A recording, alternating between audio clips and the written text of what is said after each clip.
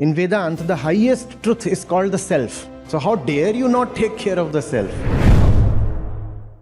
Good afternoon, one and all. On behalf of the students and employees of Pilani Dubai campus, let me extend a very warm welcome to Mr. Acharya Prashant. Thank you so much for accepting our invitation and for being here today. Samvad, a platform designed for meaningful dialogue, exchange of lofty ideals, and sharing of knowledge. Today we gather not only to listen but to engage, because Samvad is not just an event. It enlightens collective growth and create a path of understanding. It encourages each one of us to actively participate, share thoughts, and to contribute to conversations that will unfold. And here is Mr. Acharya Prashant for you. After coming to Dubai, I am facing a bit of dilemma. When we chase our dreams for like a better lifestyle, respectable job, a better salary, are we running away from our responsibilities? The responsibilities towards a nation, society, family. The division between desire and duty, between pursuing your ambitions and fulfilling your responsibility. That's a false division. The real division is between the lower kind of self and the higher kind of self. A choice has to be made between the personal and the social, between the material and the spiritual. That's a belief that we are carrying. The more you do for yourself, the more you are harming the others. Hi Acharya. My name is Shivang Agarwal. I recently joined here as a faculty in computer science. So yeah, after coming to Dubai, I am facing a bit of dilemma. The dilemma is that while being in India, I had a lot of dreams. Dreams like starting an animal shelter, doing some work for underprivileged kids, starting a Italian school. Those things are not possible here, right? So the question is, when we chase our dreams for like a better lifestyle, respectable job, better salary, are we running away from our responsibilities? The responsibilities towards a nation, society, family. I mean, if I am being selfish for myself, for my immediate family, am I being a bad person? Am I running away from my responsibilities? How do I overcome this dilemma? Implicit in your question is a dichotomy, a division that you are probably assuming as necessary. The division between desire and duty, between pursuing your ambitions and fulfilling your responsibility. You are seeing these as two different things, right? And because you are seeing that these two are not simultaneously possible, probably in your case, given your situations here, you're asking, how do I choose between the two? And if I pick any one of them, then there is a resultant guilt or sadness or feeling of incompletion, right? So your question pertains to making a choice that does not leave you with guilt or lack of fulfillment. That's the question, right? I have my desires, my needs, whatever you want to call them.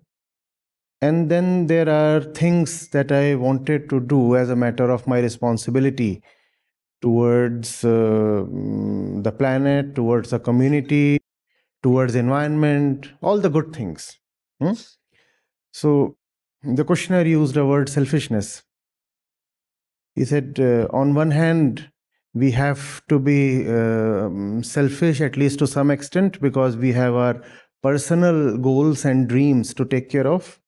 And on the other hand, something within us impels us to be broader in our approach and take care of the society beyond our immediate circle, right?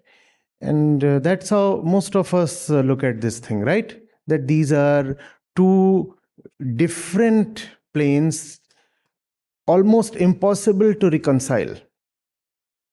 If you take care of your personal desires, then you'll be missing out on the social. If you take care of the material, then you'll be missing out on the spiritual. Right? That's how we look at it commonly.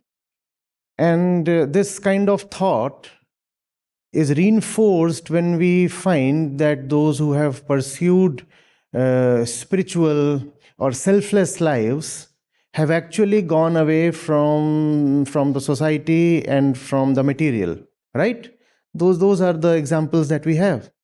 And when we look at those examples, then the feeling, the assumption is further reinforced. Yes, it's an either or thing.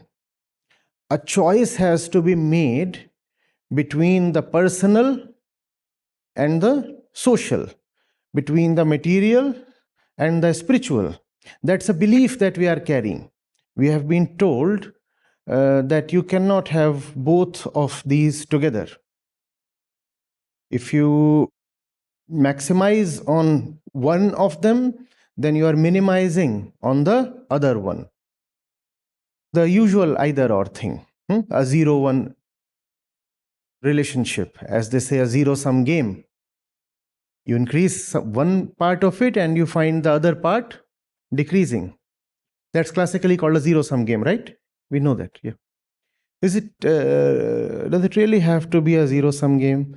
Is the choice necessarily between being selfish and being socially responsible, between being hugely desirous of material consumption and being spiritual and not touching the material? I mean, whatever that means in a practical sense, I don't know. Does it really have to be that way? Let's ask ourselves. Because the question is founded on a belief. Must we take the question as it is and support the belief? Must we? It's not a question. All questions are expressions of assumptions behind the questions. Can you see, sir, the assumption behind the question? Both are simultaneously not possible. That these are two necessarily different centers. That assumption is there, and the question is not about challenging that assumption. The question is carrying that assumption forward. The question is not challenging that assumption. The question is simply carrying that assumption forward.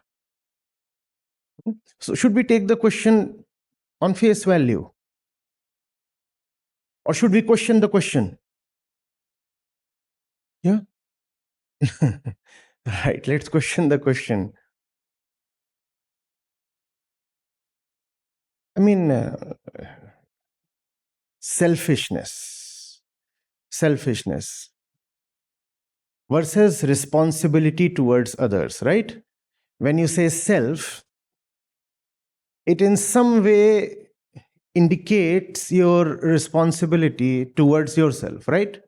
I'm being selfish, so I'm taking care of myself. Loosely put, as it is commonly understood. We are proceeding from there. So I'm being selfish, I'm taking care of. And if I'm being socially responsible, that I'm taking care of others. And I find that there is a dissonance between these two. That's my belief. I see a necessary dissonance between these two, between taking care of the self versus taking care of others. And that others could mean anything. That others could mean endangered species on the planet.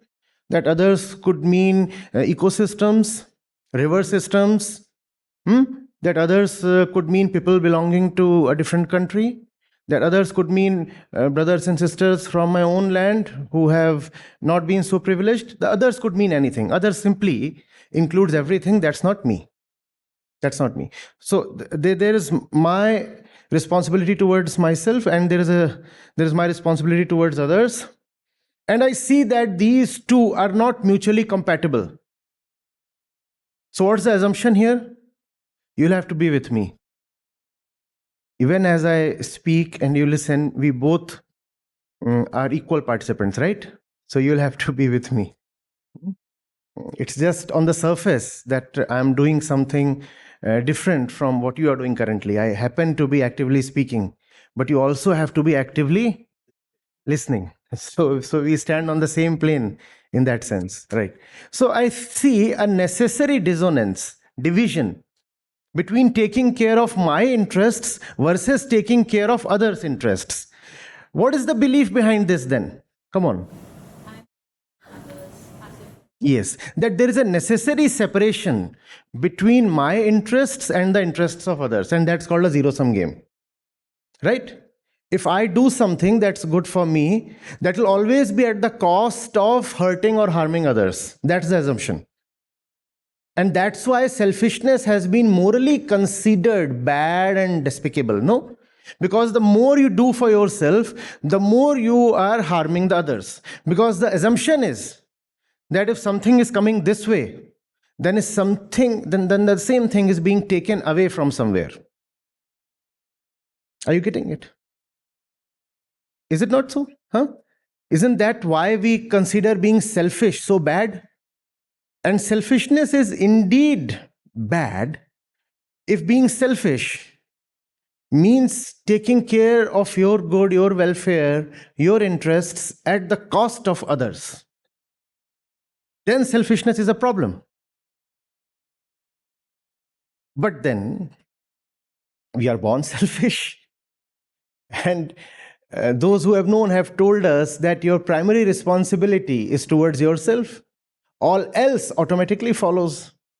If you can take care of yourself, all else will fall in place. That even the others exist only to you. Only to you. Only to you. So fundamentally, the entire universe exists only to you. Even the universe comes later, you come first. So you have to take care of your own self-interest. In Vedanta, the highest truth is called the self. How will you not take care of the self? Atma. Atma, the self. That's the highest truth in Indian philosophy. So how dare you not take care of the self? In fact, even if you try to, you cannot absolve yourself of your responsibility towards the self. Right? And if you try too much, all you will get is hypocrisy. You will be trying to take care of the self while pretending that you are being selfless. And that's a lot of hypocrisy, right? So, self is something you cannot get away from, even if you display it that way, even if you pretend, or even if you try a lot. The self is there. Self is there. And if there is a necessary division between the interests of the self and the interests of the society, then we are all doomed. Because we are bound to be selfish. And if we are bound to be selfish, then we are bound to be socially violent, because the self and the society cannot go together as per our assumption. Now that's where the thinkers, the meditators come in. They say the division is not between the self and the society, between desire and duty. That's a false division. Are we together till this point, first of all? So the division between the self and the society, the individual and the universe, between duty and desire, that's a false division. The real division is between the lower kind of self and the higher kind of self. Are we together? You see, we are challenging the question itself. The question said that there is a necessary division between taking care of the self and taking care of the society. It's not an and relationship, it's a versus relationship. The self versus the society. Either or. You take this or you take that. That's what the question had implied. Now, that's not necessarily true if we look into it. The real division might be between a lower kind of self and a higher kind of self. For the lower self, what you said is definitely true. And that's why it's called the lower self. It's not for a reason that it's called the lower one. Because when you choose to be the lower self, it's a choice. When you choose to be the lower self, then definitely this self is violent towards others. This one says, I am born to consume. I am born to extract. I am born to any way fulfill my desires at the cost of others. That's the lower self. That comes from not knowing the self, not knowing who you are. Not knowing who you are. When you do not know who you are, what do? There is an inner unfulfillment, and to take care of that inner unfulfillment, inner hollow, you want to consume the world. See, we are born incomplete, right? Every kid is born desirous. We are born incomplete. We are born incomplete, and if we do not understand that incompleteness, then what will we do? The eyes will say, there. There are some lucrative objects out there. So go and grab them. And if they are currently possessed by somebody else, go and snatch, loot, kill, fight wars. But get those things, because that's what will give you fulfillment. That's the lower self that comes from not understanding the self. When you do not understand where your lack of fulfillment is coming from, then you think that having a longer car or more money or a larger group of friends or more prestige or more pleasurable experiences or even more knowledge will give you fulfillment. Because that's the fundamental condition of the ego. That's what it is born as. Discontentment is the name of the ego, right? The self. So when I do not know what that discontentment really is, then I am carried away in the direction of the senses. And all the senses relate only to the external world. And I'll say, I want this, that is wonderful. Oh, that threatens me, kill that. Let's have a world war. But I want to take care of my interests. Let's hack the jungles down. Let's burn as much oil as possible. Let's colonize the entire planet. Let's wipe out millions and billions of species. Do whatever is needed, but give me some contentment, because I'm burning from within. That's the very predicament of the self, the ego. It's a burn. It's a hurt. It's a wound. It exists here and it does not know why it exists. So it guesses by way of experience. It guesses that if I can obtain stuff from here and there, then maybe I can get some peace. This is the lower self. This is the lower self that has no self-knowledge. What is the lower self? When you have no self-knowledge, then you operate from a point that can be called as the lower self. You are the lower self. And the characteristic of lower self is a relationship of violence with the world. Relationship of violence. I need to satiate my taste buds. So bring me more animal flesh. I'll eat more animal flesh. Let's just keep on killing. I care about my taste. Because that taste at least for a moment, makes me feel fulfilled. After a sumptuous meal, I say, wonderful. So the inner burn has been taken care of at least for 5 minutes. Even if that involves killings, how many living creatures do we kill every day? Any ideas? Any guesses? Any guesses? Millions? Millions? Would we underestimate so much? Millions?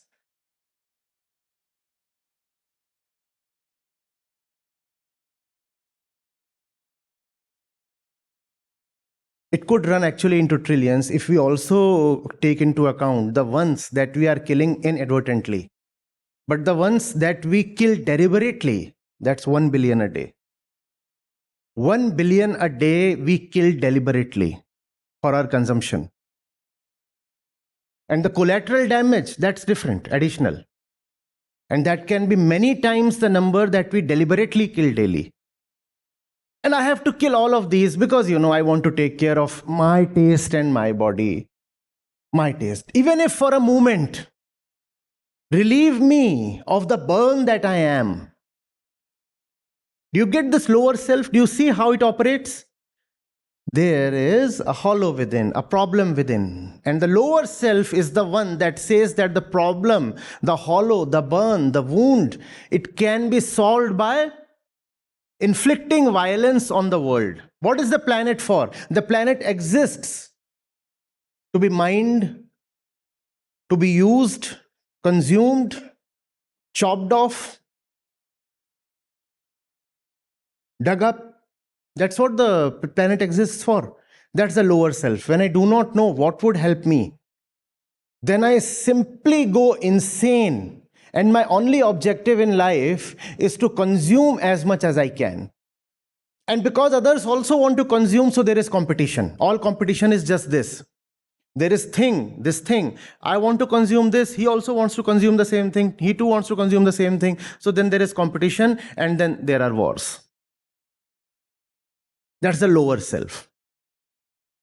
In the lower self, from this point, there is a necessary division between the interests, the perceived interests of the self and the society, or the planet, or the entire universe, if you may say. Then there is the higher self. If the lower self comes from not knowing the self, what would be meant by the higher self? Knowing yourself. Yeah. Knowing yourself. And when you know yourself, the first thing you find is all this has not been ever of any help to anybody. It has not been of help even to me. The Upanishads remind you, Krato smar kritam smar. Just remember what you have done throughout the history of mankind. Just remember. By remembrance, they mean recalling. Can you recall? Can you recall? This is the same thing that you were doing millions of years back. And this is the same thing that you are doing today as well. If it has not helped you inwardly since millions of years, how will it help you today? And this morning, you are planning for exactly the same thing that you as a human being were planning for 10,000 years back.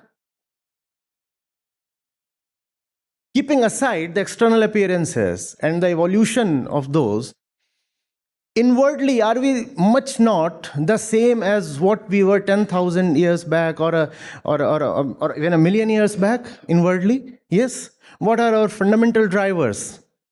Fear, greed, right? So I said, I have to earn a livelihood for myself. Survival, ambition, lust, anger. Those were the things that drove us thousands of years back. And those are also the same things that drive us today. Fundamentally, we are just the same. So the Upanishads tell us, please see that you are much the same and you are trying the same kind of stupid tricks that you were trying even a million years back. And if those things have never succeeded, what makes you so hopeful that they'll succeed today? They aren't going to succeed today either. Do you understand this? That's the higher self. To see the futility of your ways.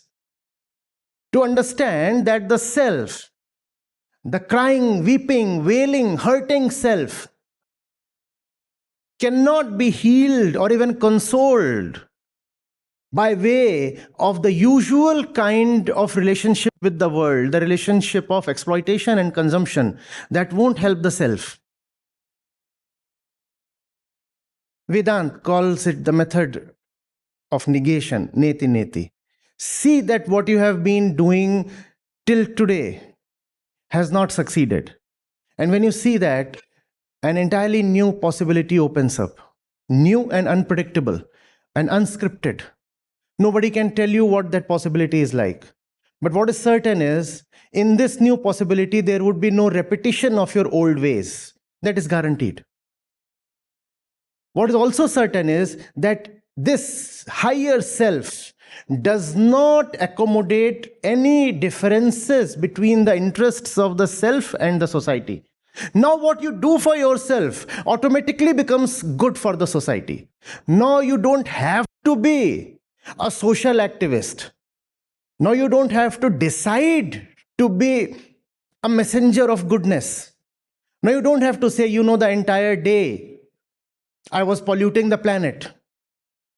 So in the evenings, I go and do some social activism or animal welfare.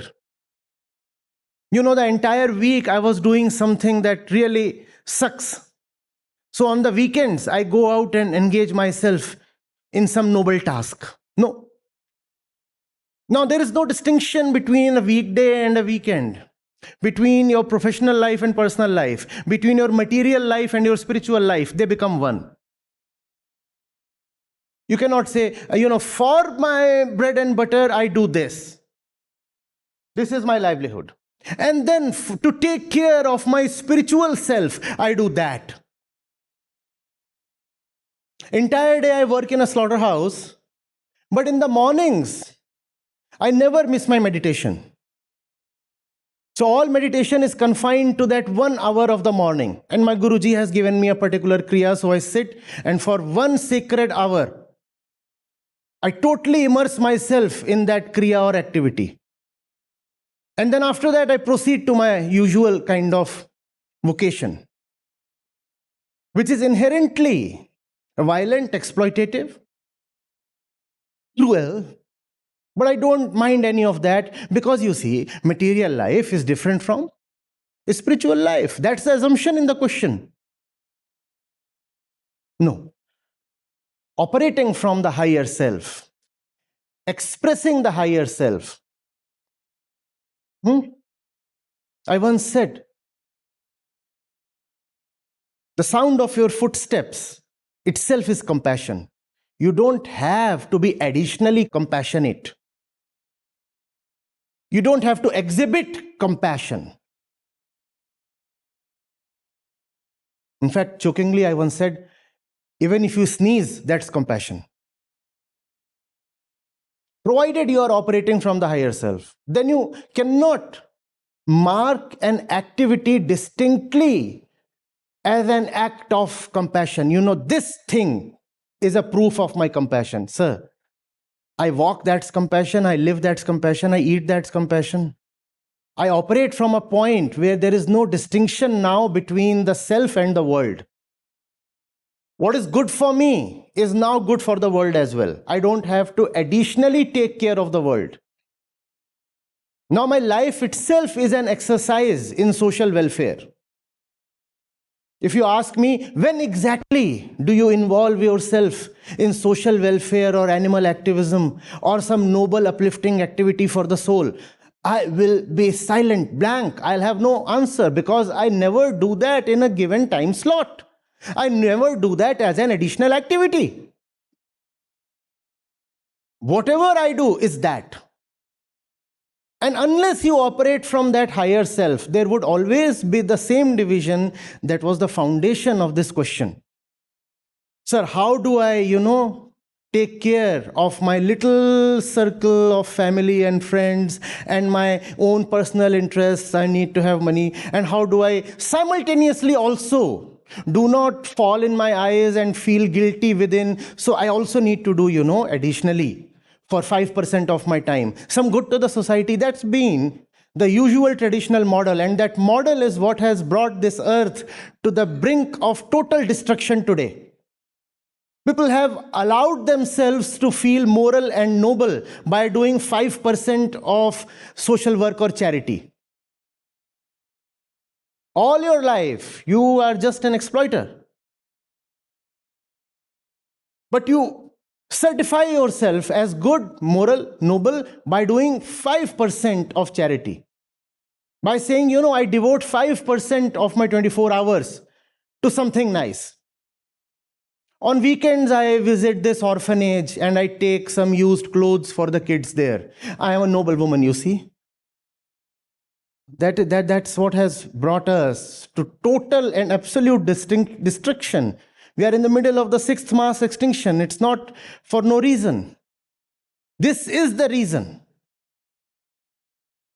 Operating from the lower self, we still want to feel good about ourselves. We still want to feel noble.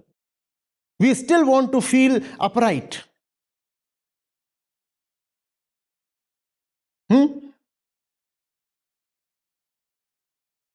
I feed the birds,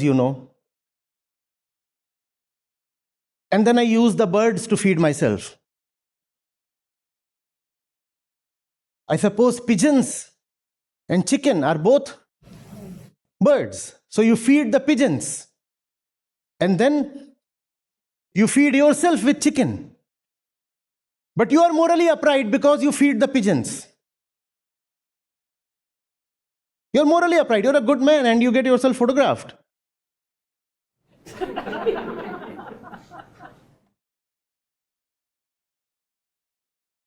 That's what has brought us to a final and irreversible destruction today.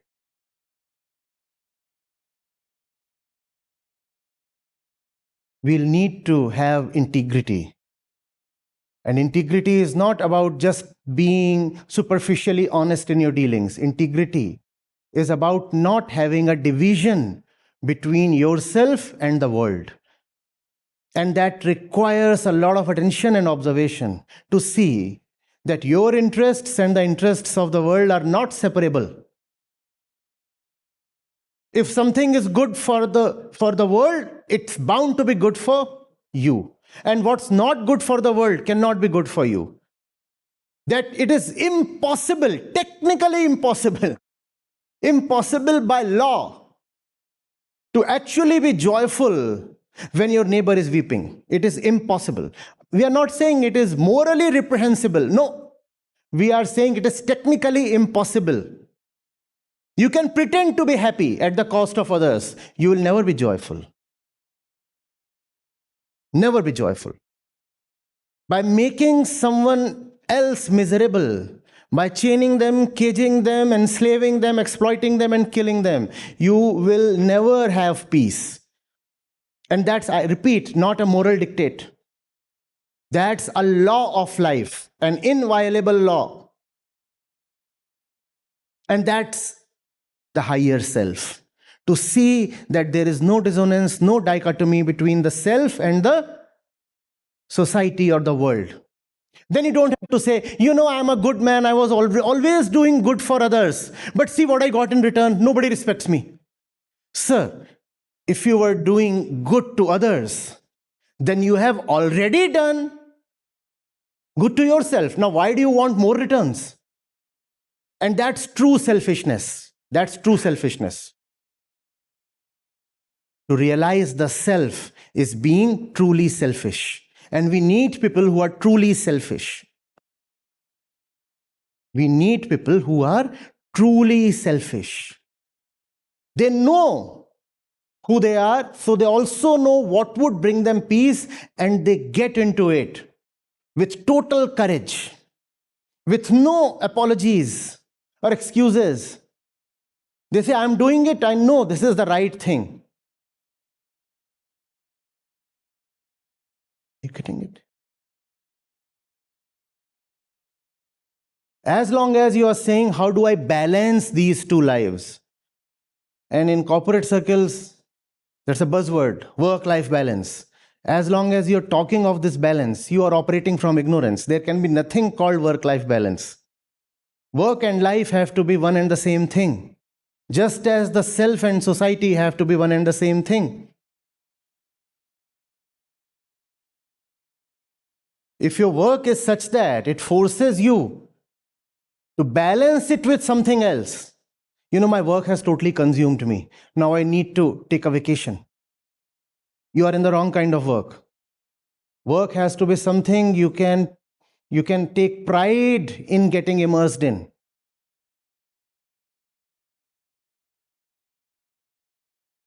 Work has to be something that never stops for you, just as life never stops for you. Work and life have to be one. Selfishness and charity have to be one. My selfishness is of a nature that my selfishness itself is charity. And we need such people with such selfishness. Are you getting it? As long as you are externally and additionally charitable or responsible, no, it won't work out. But we also have responsibilities towards our kids and all. How can I be just selfish? So you take care of yourself. And it's only through yourself you take care of your kids, right? If you are a person who cannot take care even of his own life as a father, what emboldens you to think that you will be able to take care of your kids? We have a man in front of us who cannot take care of his own life. How will he take care of the kids? But he says, my life is in doldrums. My life is so shabby because I have to take care of my wife and kids and aging parents. What nonsense. You will take care of them, right? And if you are full of ignorance, how will you take care of them? You will only radiate your ignorance to your kids. Your first responsibility, therefore, is towards yourself. And that's true selfishness. If I am all right, everything that will happen through me will be all right. On the other hand, if I say, because of my responsibilities, I am not caring to be all right, because I first want to take care of responsibilities, then you'll be messing up all these responsibilities. The fact is, fundamentally, you won't even know what your responsibility is and what is not. How do you know what your responsibility is? That knowing is what characterizes the higher self. We all feel we are responsible, right? Oh, I have such duties, I have responsibilities, I have this to take care of and that. How do you know that you must take care of that? Please tell me. You don't know. Most of us don't know. We have just been told, this is your responsibility. And had we been told something totally different and totally otherwise, we would have believed in that also, because our life is a series of beliefs, not a flash of realization. Who told you that this and this and this and this thing is your responsibility? Who told you? Did it emerge from within? No. Instead of responsibility, instead of this externally obtained set of responsibilities that characterizes the lower self, the higher self operates from something called love. I have no responsibilities, but I have love. And all responsibilities are limited. And love is not. If you'll tell me I'm responsible, you'll also tell me I'm responsible to a particular extent, right? To a particular extent.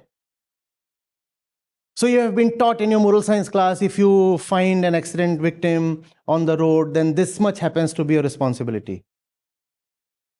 And if you can do that much, beyond that you don't bother. You'll say, I'm morally clean. I found him and I did this. You see a beggar on the road, then give him this much, and that is your responsibility. Now you can be clear of conscience. I found a beggar and I gave him this much and I'm done with my responsibility. Love does not operate that way.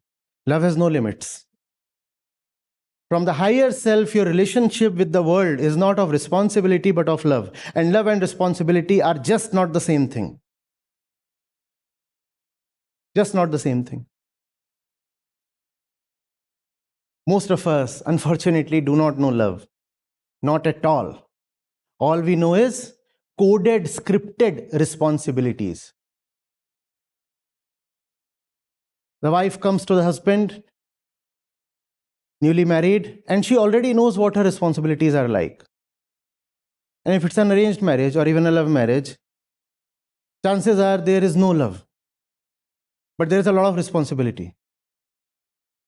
She comes to the new house and she already knows very well what her responsibilities are. And her responsibilities are exactly the same as that of the new bride in the house adjacent. Right? How are their responsibilities exactly the same? Because those responsibilities come from neither of them. It's a script photocopied and handed over, and therefore it's the same for both of them. Both of them know what our responsibilities are. Isn't it a waste of life to relate to the other via scripted, predetermined responsibility rather than love? And love is not something, sir, that you can get from the lower self. Not possible. From the lower self, all you get is violence. Love is possible only when you are all right with yourself and you have something to give. The lower self is always hungry. It's always eager to grab and snatch and exploit. How will it have love? The lower self is always eager to, I'm hungry. How will it have love? Yes, it can have moral responsibility, which is just fear. If you do not do these things, if you do not fulfill your given responsibilities, then we will call you a bad man. Then we will not respect you. Then we can even hurt your material interests because you are not a good man. So responsibility is basically fear. Something deeply related to the lower self. From the higher self, there is a clear recognition of who you are and what you do not need. What you do not need. Then there is a beautiful relationship with the material world and with the people and the species around you. Is it too heavy? Is it? Wait. All these things that are said in the name of goodness, let's all do our little bit. These are very problematic, please see. Because you are being told that 80 units you can exploit and then do your little bit by contributing 10 units. On the net, what do you have? Minus 70. And that's what we have done to this planet, minus 70. This doctrine of being almost okay, doing some nice things over the weekend, or sometimes, 1% or 2% of my income, I donate. This is a huge problem.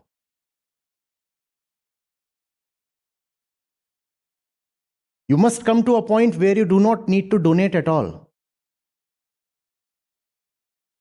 Where your life itself becomes a huge donation to the universe. That you could call as selflessness or true selfishness.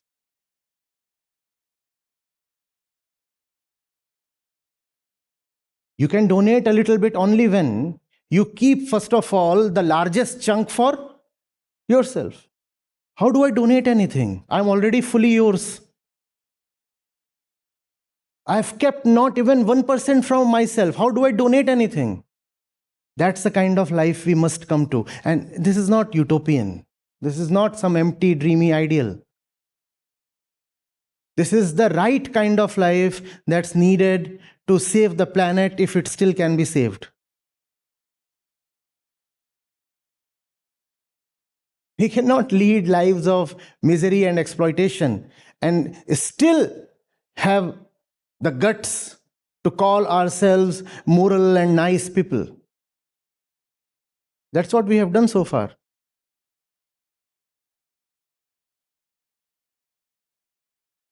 We cannot say, I emit so much carbon, but I offset 10% of it by having a little solar thing on my terrace. See, I am green. What kind of greenery is this? 100 units of emission and 10 units of greenery to justify that 100 units of emission, right? Empty, hollow, and dishonest justification.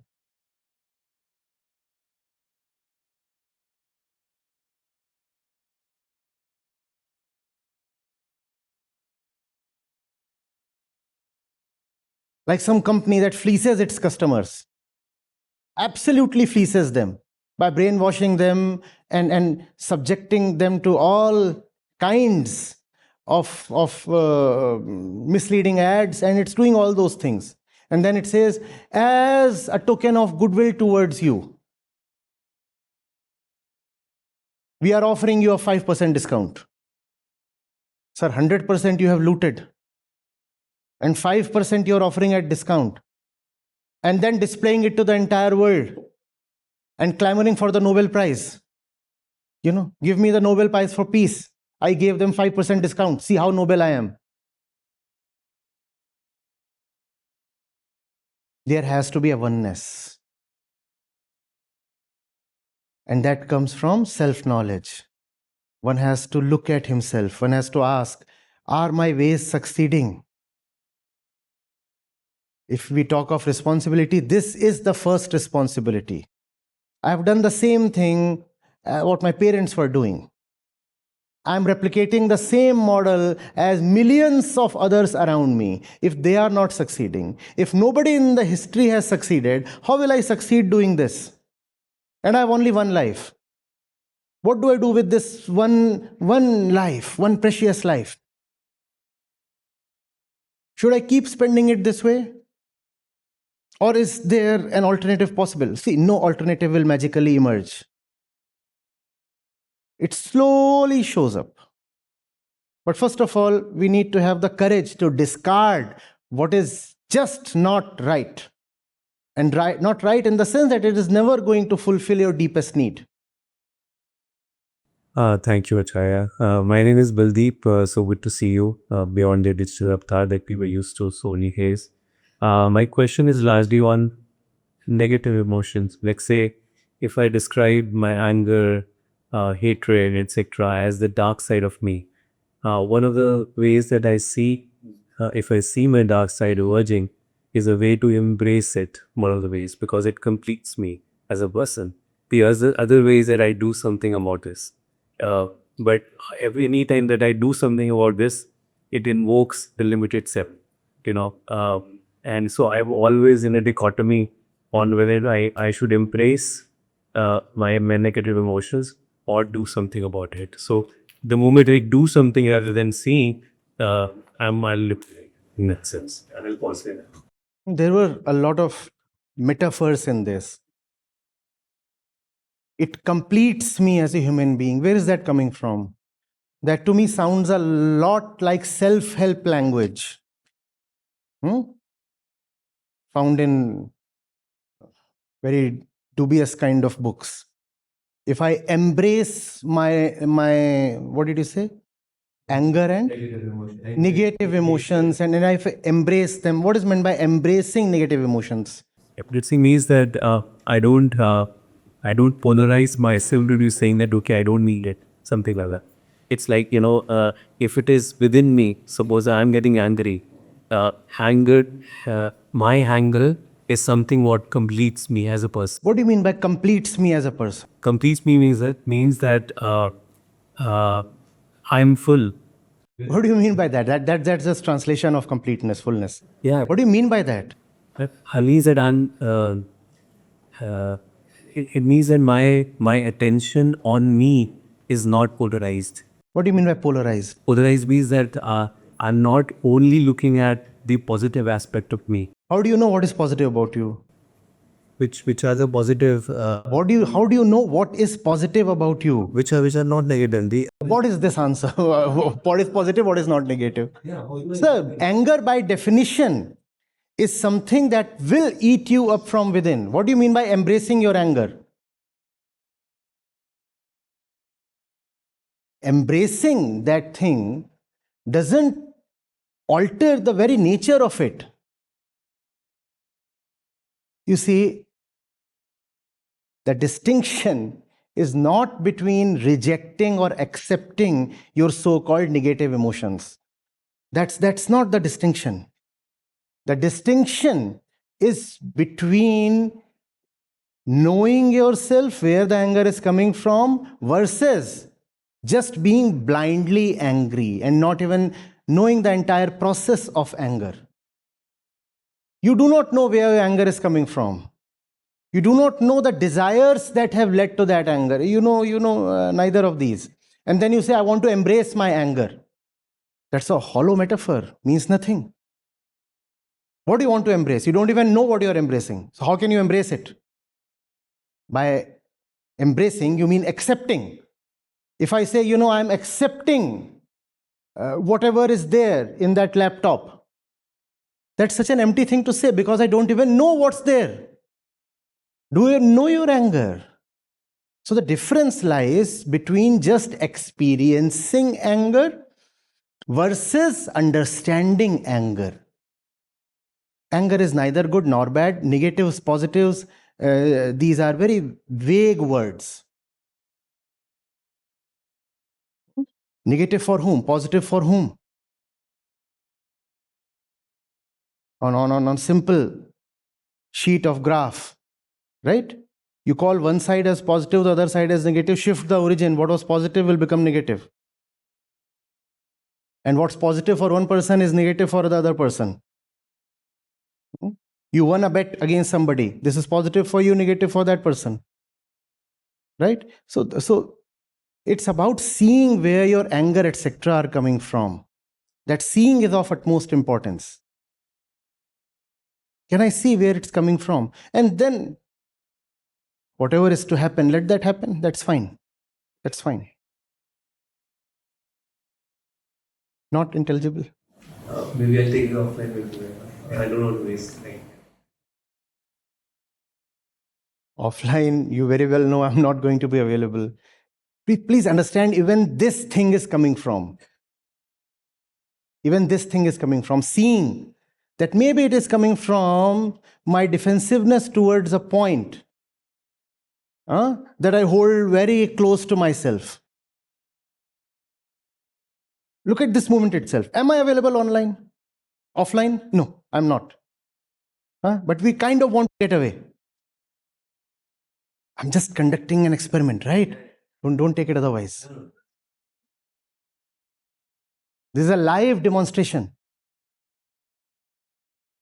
Can we? You have nothing but yourself and your body and your life. There's nothing else do we carry, right? If we do not know how we operate within, then definitely there is a problem. And it's not difficult to know. It's just that we have been trained to look in the external direction. It's not difficult to know what lies behind your anger or jealousy or greed or whatever we call as negative. Don't just brand them as negative. And don't brand other things as positive either. Just as you look at things in a laboratory, just as you watch traffic standing on a balcony, can you watch the inner traffic of what it's doing to you? We experience these things, but it would be great if we can also understand these things. When you understand these things, something very funny also starts happening. You can almost predict that you are now going to be angry. And it's very amusing then. You can even tell others, 5 minutes later, I'll be very angry. So please get away. Yes. I stay in London, UK, and right now I'm visiting India. This was my first session today, and it was really nice to see it firsthand, like not a recording, because I've been following Acharya ji for 2 years now, and I've read his books, and it was really lovely to see firsthand live. Reflections. Most beautiful thing I find about Acharya ji is how he gets into every single word about informing, the definition of understanding, and thing he said is when you definition of understanding is it ends desire. Once you break it, it automatically ends desire because you see the whole and soul part of it. Again, I'm a professional in terms of I'm a diabetics coach in working in NHS. So I keep telling this to everyone where I say you graduate step by step, graduate step by step. You don't go from 0 goal to 10 goal directly.